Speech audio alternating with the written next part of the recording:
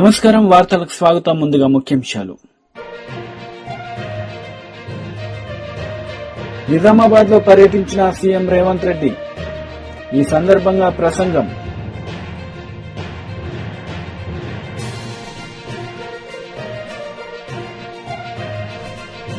Quantum valley శంకుస్థాపన కార్యక్రమంలో పాల్గొన్న ముఖ్యమంత్రి నారా చంద్రబాబు నాయుడు. ఈ సందర్భంగా ప్రసంగం. క్వాంటమ్ వ్యాలీ శంకుస్థాపన కార్యక్రమంలో ముఖ్యమంత్రి నారా చంద్రబాబు నాయుడు పాల్గొన్నారు. ఈ సందర్భంగా ఆయన ప్రసంగించారు. పర్సనాలిటీని చూస్తాను. Director Indian institute of technology Chennai V Kamakoti గారు పద్మశ్రీ. మొన్నే పద్మశ్రీ వచ్చింది, లేటుగా వచ్చింది, కానీ మచ్ డిజర్వ్స్. నా జీవితంలో చాలా మందిని చూశాను, కానీ ఇలాంటి పర్సువేటివ్ నేచర్ ఉండే ఏకైక వ్యక్తి, ఒక పని అనుకుంటే ఆ పని అయ్యే వరకు వెనకబడే వ్యక్తి ప్రొఫెసర్ కామకోటి గారు. వారికి అదే సమయంలో స్థానిక శాసనసభ్యులు తెనాలి శ్రావణ్ కుమార్ గారు, గౌరవనీయులు డైరెక్టర్ ఐఐటి తిరుపతి సత్యనారాయణ గారు, chief technology officer Tata consultancy services Harrick Vin గారు, డైరెక్టర్ ఐబిఎం అమిత్ సింగ్ గారు, డైరెక్టర్ అడ్వైజర్స్ ఎల్ఎన్టీ సతీష్ గారు, మధుమూర్తి గారు, మన్నవ మోహన్ కృష్ణ గారు, వేదికపై నుండే పెద్దలు, ఈరోజు ఈ కార్యక్రమానికి చేసినటువంటి again dignitaries are here, academicians, industrialist, prospective entrepreneurs, and also students are here, offline, online. So many students are online. For everybody, good evening. Today is a historic day, not only for Amaravati or Andhra Pradesh, but for India itself. Today we are laying the foundation for something far greater than a building. We are laying the foundation for India's leadership in the global quantum revolution. We are standing at a global inflection point. The United Nations has declared this year the International Year of Quantum Science and Technology. Across the world, experts describe this momentum as the transistor momentum for quantum, when deep science theory becomes real world capability. The last 2 centuries were largely a story of missed opportunities for India. We missed the agriculture revolution. We missed the industrial revolution. But we did catch up with the communication and IT revolution. I am very happy. I remember even today our honorable former Prime Minister Vajpayee ji has introduced deregulation in telecommunication sector. And also at that time, I started iTech City, that is a game changer in information technology. I am very happy. At that time, iTech City was inaugurated by Vajpayee ji. Today, Amaravati City Foundation was laid by Honorable Prime Minister. I am very happy to announce Jitendra Singh ji will be remembered in the history. Quantum machine, quantum computer is inaugurated by him. It will be remembered. It will be a game changer, not only for Andhra Pradesh, for India. It is going to happen.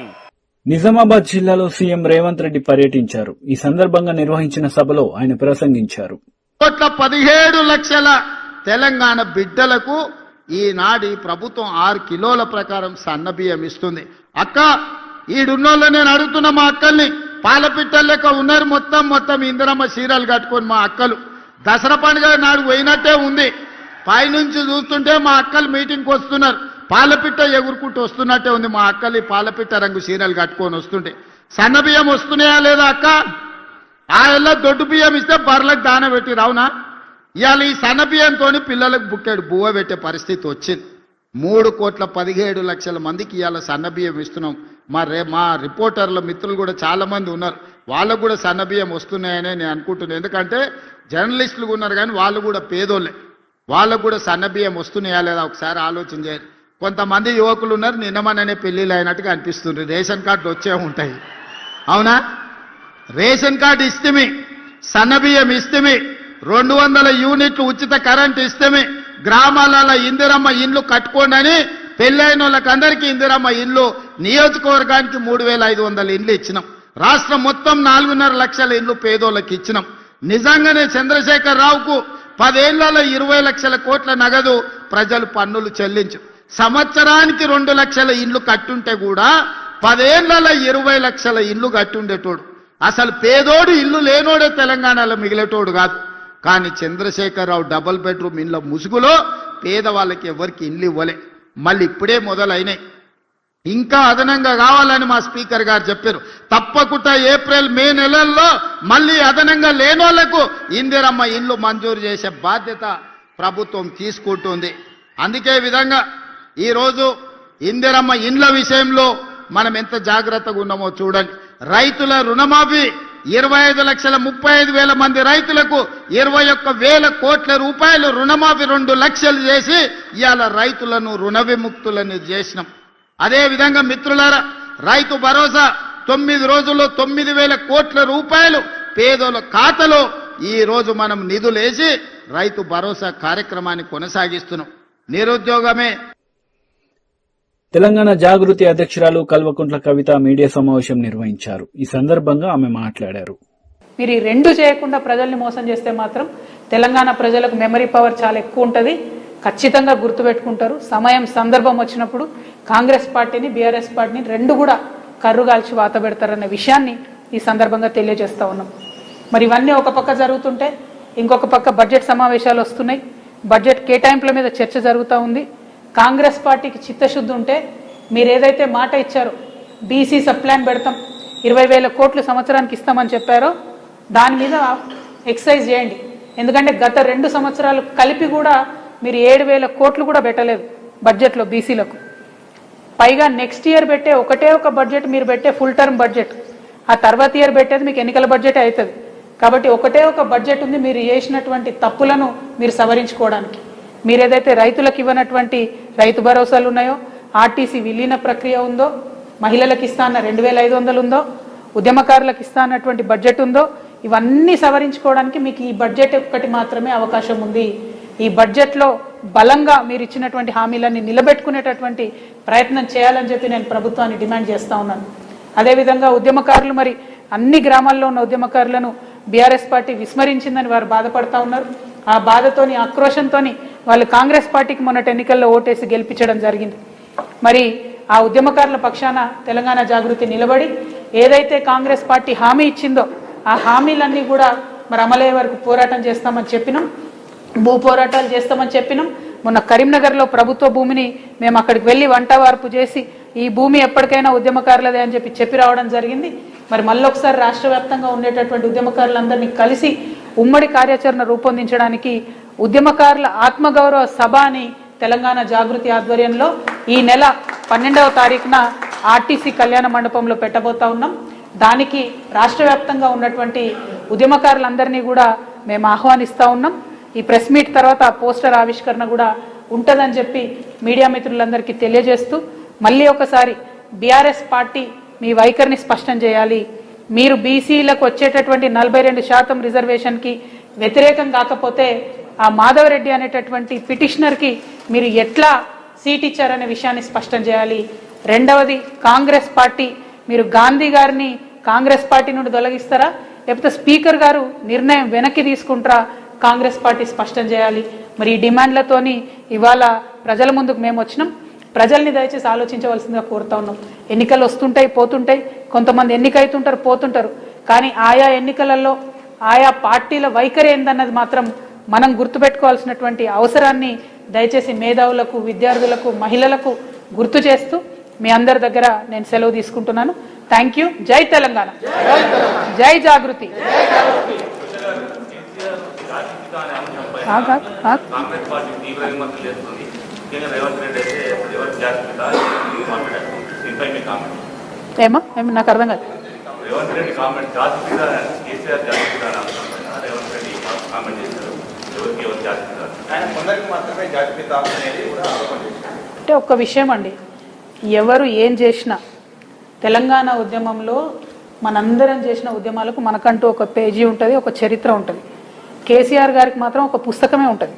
నేను ఇవాళ కేసీఆర్ గారికి BRS leader Dasoju Shravan Kumar media సమావేశం నిర్వహించారు. ఈ సందర్భంగా ఆయన మాట్లాడారు.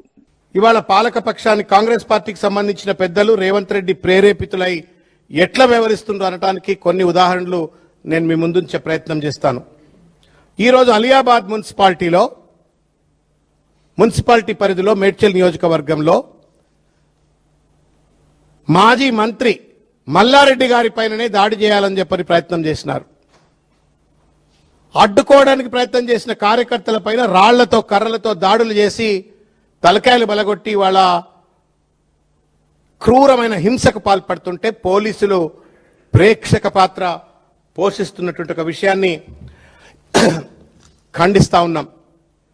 రెండవ ఉదంతం, హరీష్ రావు గారు మాజీ మంత్రివర్యులు మంచిర్యాలలో ప్రచారం చేసుకుంటే ప్రచారం చేరిస్తలేరండి. కేతనపల్లి మున్సిపాలిటీ ప్రాంతంలో is it not the responsibility of the director general of police? Is it not the responsibility of the state election commission to ensure that fair and free elections are conducted, to ensure that a free environment is provided for the opposition to conduct democratically and peacefully the campaign? ప్రచారం కూడా చేసుకొనియొద్దని చెప్పని మల్లారెడ్డి మీద దాడి చేస్తారు. నువ్వెట్లా ప్రచారం చేస్తావని చెప్పని హరీష్ రావు గారిని అడుగడుగున అడ్డుకునే ప్రయత్నం చేస్తారు. వారిపైన కూడా పెద్ద ఎత్తున దాడులు చేసేటువంటి ఒక ప్రయత్నం చేసినారు. దానికి ప్రోత్సాహం ఇచ్చింది స్థానికంగా ఉన్న మంత్రులు అని చెప్పని వార్తలు వస్తా ఉన్నాయి. గుడ్డి గుర్రం పళ్ళు తవ్వుతా ఉందా ఎన్నికల సంఘం పోలీసులను మేము అడుగుతా ఉన్నాం. ఇద్దరు మాజీ మంత్రుల పైన ఇవాళ దాడులు జరిగేటువంటి ఒక పరిస్థితి దిగజారింది అంటే ఈ రాష్ట్రంలో శాంతి భద్రతలు ఉన్నాయా? ఈ రాష్ట్రంలో ఎన్నికలు సజావుగా సాగుతాయా? ఎన్నికల సంఘం రాసిచ్చేది లేకపోతే మొత్తానికి కాంగ్రెస్ పార్టీకి అన్ని మున్సిపాలిటీలు మరిగా ఎందుకు ఎన్నికలు ఇవంతా 100 కోట్ల రూపాయలు ఖర్చు పెట్టి ఇంత పెద్ద ప్రభుత్వ యంత్రాంగం, ప్రజలు, లైన్లు, ప్రచారాలు ఎందుకు మరిగా? మీకు అంత కాంగ్రెస్ పార్టీకి అంత ప్రేమ ఉంటే, అంత ఉలకబోసుకోదలుచుకుంటే మీరు రాసిచ్చేయండి. ఓకే. కొనసాగింపుగా కోదాడలో మామిడి దివ్య అని చెప్పని బీఆర్ఎస్ అభ్యర్థిని కిడ్నాప్ చేసి పడేస్తారు. బెదిరించి బుర్కా వేసుకొని కప్పుకొని ఆ అమ్మాయిని కిడ్నాప్ చేసే ప్రయత్నం చేస్తారు. సాక్షాత్తు స్పీకర్ గడ్డం ప్రసాద్ గారి వికారాబాద్ నియోజకవర్గంలో ఏకగ్రీవంగా బీఆర్ఎస్ పార్టీకి సంబంధించినటువంటి ఒక కౌన్సిలర్లు ఎన్నిక కాగానే బయటికి గుంజుకొచ్చి వాళ్ళని బెదిరించి అదిరించి వాళ్ళకు కాంగ్రెస్ పార్టీ కండువాలు కప్పుతున్నారు.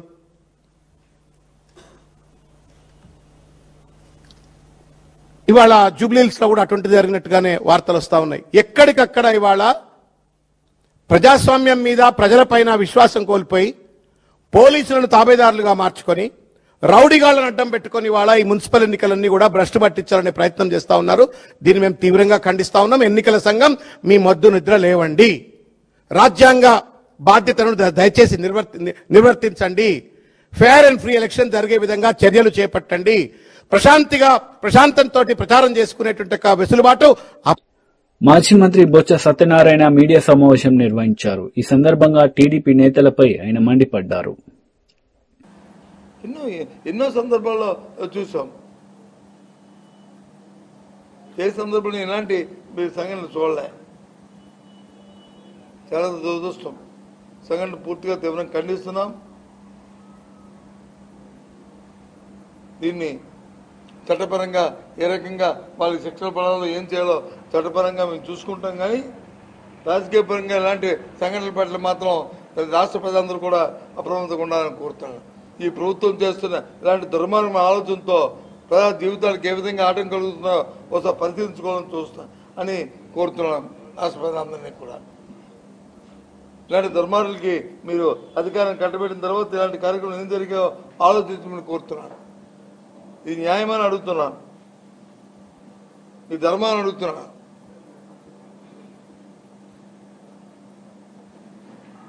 ఇంకో పైపెచ్చు కొన్ని పొడవు చూస్తుంటే ఎవరైతే దాడి చేయడానికి వస్తున్న గోండాలు ఉన్నారో వాళ్ళు పోలీసు కలిసి వస్తున్నారు. పోలీసు వచ్చి గోండాలతో కలిసి రావడం ఏంటండి? పోలీసులు గుండా కలిసి రావడం ఏంటి? ఇది ఎక్కడ చూడలే. వాళ్ళు వస్తున్నప్పుడు ఆ యూనిఫామ్ వేసుకొని వెంటనే అటు నుంచి ఆ యూనిఫామ్ వస్తూ అటు నుంచి తిరిగి మీరు వెళ్ళడానికి వీళ్ళేదని అడ్డు పెట్టాలి. అది పోలీస్ అంటే, పోలీస్ వ్యవస్థ అంటే, పోలీసింగ్ అంటే అది. తిరిగి కాకుండా వాళ్ళు వీళ్ళు కలిపి పరిగెట్టి జోరుగా నడుచుకొని వస్తున్నారు. దేనికోసం అంటే మీరు చేయండి, ఒకవేళ ఏమైనా అక్కడ ఏమైనా మరి తిరుగుబాటు వస్తే మీకు మేము ఎస్కార్ట్ కొండామని చెప్పడానిక పోలీస్ వ్యవస్థ. గోండాలకు వచ్చి ఎస్కార్ట్కి వస్తున్నారా మీరు? గోండాలకు వచ్చి రక్షణకు వస్తున్నారా మీరు? దేనికి? చాలా తప్పు ఇది. ఎక్కడ కూడా గత 30 సంవత్సరాల్లో ఎక్కడ కూడా ఇలాంటి సాంప్రదాయాలు ఎక్కడ చూడలే. అసలు పెట్రోల్ పంపు సంస్కృతి ఏంటి? నేనైతే నా చిన్నప్పుడు అప్పుడు ఏది సమైక్య దేయాంధ్ర ఉద్యమం వచ్చింది, ఆ మూమెంట్లో చూశాను. ఎమ్మెల్యే ఎండి నజీర్ అహ్మద్ మీడియా సమావేశం నిర్వహించారు. ఈ సందర్భంగా ఆయన మాట్లాడారు. పరామర్శలు హంతకులను పరామర్శించేటువంటి పరిస్థితులు ఈరోజు రోజు రోజుకు కూడా దిగజారుతూ హంతకుల దగ్గర నుండి గంజాయి అమ్మేటువంటి వాళ్ళ దగ్గరికి, డ్రగ్గిస్టుల దగ్గరికి, అలాగే ముఖ్యంగా ఈరోజు మనందరం కూడా చూసుకుంటే రేపిస్టులతో పాటు ఈరోజు బూతులు మాట్లాడి ప్రజలు అసహ్యించుకుంటున్నటువంటి వ్యక్తుల్ని పరామర్శించేటువంటి స్థాయికి దిగజారేటువంటి పరిస్థితులు మనందరం కూడా గమనిస్తా ఉన్నాం. ఈరోజు జగన్మోహన్ రెడ్డి గారు ఎక్కడ ఓదార్పు యాత్ర పేరుతో లేకపోతే పరామర్శ యాత్రల పేరుతో యాత్రలు మొదలు పెడితే అక్కడ ఏ విధంగా ప్రజలు ఇబ్బందులు పడతా ఉన్నారో మనందరం కూడా గమనించాల్సినటువంటి అవసరం ఉంది. ఈరోజు అటవిక రాజ్యంకి ఎలా ఉంటుందో జగన్ పాలన మనందరికి కూడా ఒక అర్థమైనటువంటి పరిస్థితులు. ముఖ్యంగా కులం చూడం, మతం చూడం అంటూ ఈరోజు ప్రశ్నించినటువంటి ప్రతి ఒక్క వారి మీద కూడా దాడి చేసి తన రాజ్యంలో ఏ విధంగా ప్రజలు ఇబ్బందులు పెట్టాడో మనందరికి కూడా తెలుసు. రూల్ ఆఫ్ లాతో ఎక్కడ కూడా పని లేకుండా రాష్ట్రాన్ని 5 ఏళ్ల పాటు రావణ కాష్టంలాగా మార్చి అనేక అర్థనాదాలకు కారణమైనటువంటి వ్యక్తి జగన్మోహన్ రెడ్డి గారు. ఈరోజు తన పార్టీకి సంబంధించినటువంటి వ్యక్తి అనరాని మాటలు తిట్లను తిడితే అటువంటి వ్యక్తిని పరామర్శించడానికి బయలుదేరి ఇద్దరు, ఒక యువకుడు రాంబాబు, ఒక భార్గవ్ అనేటువంటి యువకుడు, భవిష్యత్తున్నటువంటి యువకుడు ప్రాణాలు కోల్పోయినటువంటి పరిస్థితులు. అంతేకాకుండా రాంబాబు ఒక వైఎస్ఆర్సీపీ పార్టీకి సంబంధించినటువంటి విలేజ్ సంబంధించినటువంటి అధ్యక్షుడిగా పనిచేస్తున్నటువంటి వ్యక్తి. ఈ ఇద్దరిని కూడా నిన్న జగన్మోహన్ రెడ్డి గారి పరామర్శ యాత్రతో బలి తీసుకున్నటువంటి పరిస్థితులు చాలా బాధాకరం. ముందుగా తెలుగుదేశం పార్టీ పక్షాన వీరిద్దరి మరణానికి ప్రగాఢమైనటువంటి సానుభూతి తెలుపుతా ఉన్నా. ఈరోజు మనందరం కూడా చూసుకుంటే జగన్మోహన్ రెడ్డి గారు ప్రజలు అధికారం ఏదైతే శాసనసభ్యుడిగా గెలిపించారో అలాగే వారి పార్టీకి సంబంధించినటువంటి 11 మంది టీమ్ 11, ఈ టీమ్ 11 ఈరోజు ప్రజలు ఇచ్చినటువంటి అధికారాన్ని, ప్రజలు ఇచ్చేటువంటి ప్రజాధనాన్ని శాలరీస్ తరపున జీతాలు తీసుకుంటూ ఎక్కడ కూడా ప్రజలకు అవసరమైనటువంటి సమస్యల మీద ప్రజల వాణిని వినిపించడానికి వీళ్ళందరూ కూడా ప్రయత్నించేటువంటి పరిస్థితి లేదు. అసెంబ్లీ సాక్షిగా వచ్చి ప్రజల అవసరాలని ప్రతిపక్ష పార్టీగా తెలిపమంటే ఈ రోజు వరకు కూడా అసెంబ్లీకి రానటువంటి పరిస్థితులు మనందరం కూడా చూసుకుంటే అనేక సందర్భాల్లో జగన్మోహన్ రెడ్డి గారి యాత్రలంటే ప్రజలు భయపడేటువంటి పరిస్థితులు ఈరోజు చూస్తా ఉన్నాం. ఎందుకంటే 32 కిలోమీటర్లు ఉన్నటువంటి గుంటూరుకి రావడానికి 7 గంటల పాటు స్తంభించిపోయేటట్టు రాష్ట్రంలో ఉన్నటువంటి వైసీపీ మూకలందరినీ కూడా పిలిపించుకొని ఒక జాతరలాగా చూపించేటువంటి ప్రయత్నం ఈరోజు మనందరం కూడా చూసుకుంటే. వార్తలు ముగించే ముందు ముఖ్యాంశాలు మరోసారి. నిజామాబాద్ లో పర్యటించిన సీఎం రేవంత్ రెడ్డి. ఈ సందర్భంగా ప్రసంగం.